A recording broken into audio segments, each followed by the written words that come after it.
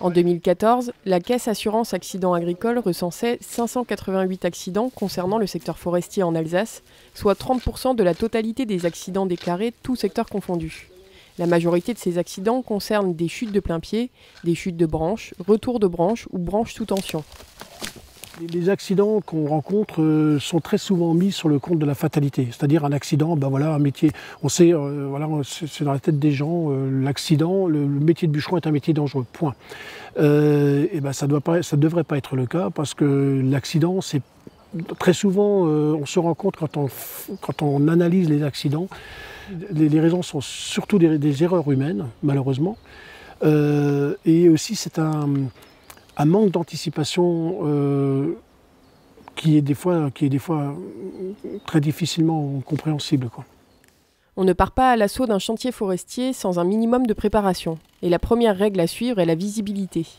Le chantier doit être clairement indiqué, balisé, et les personnes y accédant doivent porter des gilets de couleur vive. Ensuite commence le rituel d'observation. La première chose que fait le bûcheron lorsqu'il arrive à son arbre, il doit l'observer. Il doit observer l'arbre, il doit observer tout ce qui est autour, tout ce qui est au-dessus.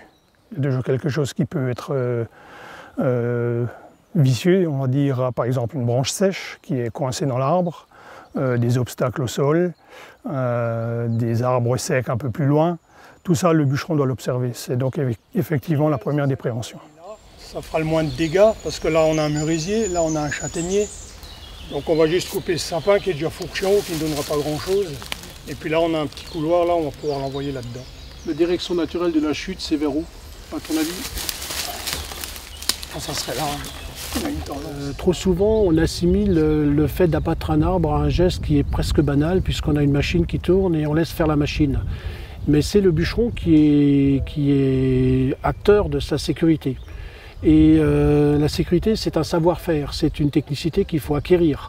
Et avant de prendre une tronçonneuse, il faut être certain que ces gestes, on les connaît de la même manière que quand on rentre dans une voiture et qu'il y a des gestes de sécurité comme mettre sa ceinture, rouler à une certaine vitesse. J'assimilerais le métier de bûcheron et le fait d'abattre un arbre à peu près, c'est exactement la même chose.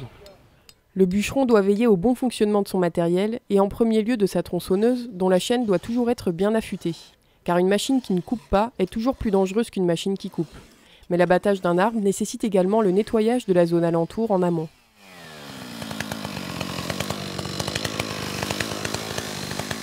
Le bûcheron va préparer son arbre, il va choisir sa direction d'abattage.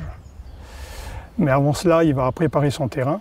Donc il va nettoyer une zone à peu près sur 1 mètre de rayon autour de l'arbre.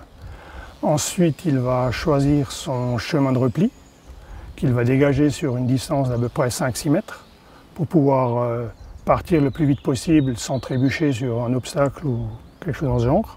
Ensuite, il va préparer son entaille, contrôler son entaille et puis il va commencer à faire son abattage.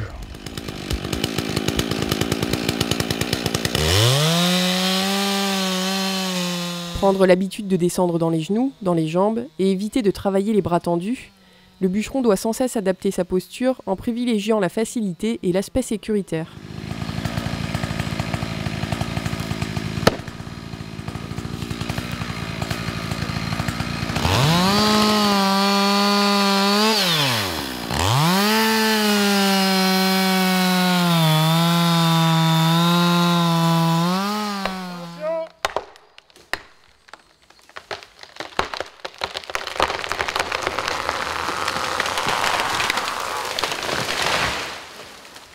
Alors nous on préconise l'abattage 3 points, c'est ce qui explique que le bûcheron va attaquer l'arbre sur les côtés en pratiquant une mortaise d'un côté, puis une mortaise de l'autre côté.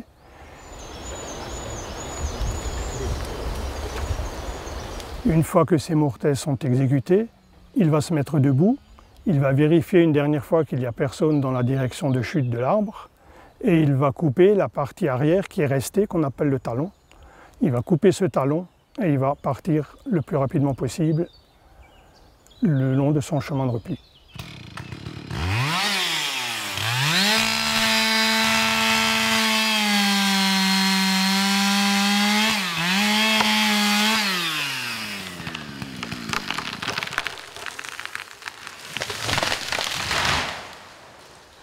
Donc il y a le premier risque donc, de l'abattage directement. Ensuite il y a tout ce qui suit après l'abattage, c'est-à-dire les chutes de branches. Et une fois que l'arbre est par terre, selon que c'est un arbre en pente, il peut évidemment au fur et à mesure où on va couper les branches, il peut rouler. Donc le bûcheron doit se positionner correctement. Après il y a tous les petits risques du style trébucher, glisser, tomber sur un caillou, enfin ce genre de choses qui arrivent sur des terrains accidentés.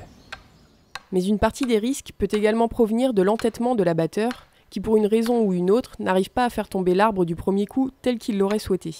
Un conseil très important qu'on peut donner à toute personne qui décide d'abattre un arbre, qu'elle soit professionnelle ou fait ça dans le cadre de ses loisirs, c'est en permanence d'analyser la situation de travail dans laquelle il est. Je m'explique. En fait, un arbre, très souvent ou trop souvent, ne tombe pas forcément là où on veut qu'il tombe, donc c'est ce qu'on appellerait un dysfonctionnement dans l'abattage. Ce dysfonctionnement dans l'abattage est le premier maillon d'une chaîne qui peut aboutir très rapidement à un accident grave, voire fatal. Donc un très bon conseil, c'est de prendre le temps. À partir du moment où on est victime d'un dysfonctionnement d'abattage, un arbre qui s'encroue, un arbre qui tombe mal, c'est de poser sa tronçonneuse, de réfléchir et de réanalyser la situation.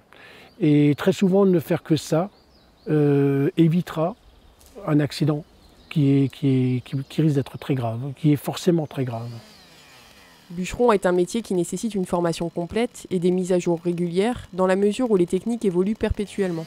L'école de bûcheron, l'Office national des forêts et la C3A proposent dans ce cadre des sessions de formation et des stages divers, tels que l'abattage au cric hydraulique par exemple. Mais la sécurité du bûcheron passe aussi par un ensemble d'équipements de protection individuelle, appelés communément EPI. Le casque, qui va nous protéger des chutes de branches. La visière, qui va nous protéger des projections, de sciures et des petits bouts de bois. Bien sûr, la protection auditive. Ensuite, la tenue. Ensuite, le pantalon de sécurité, qui est équipé d'un tissu spécial qui va freiner la machine si jamais on se coupe dans la jambe. Les chaussures de sécurité, avec la coquille métallique et la protection anti-coupure. Et des gants. La Caisse d'assurance accident agricole intervient en faveur du secteur forestier de différentes manières.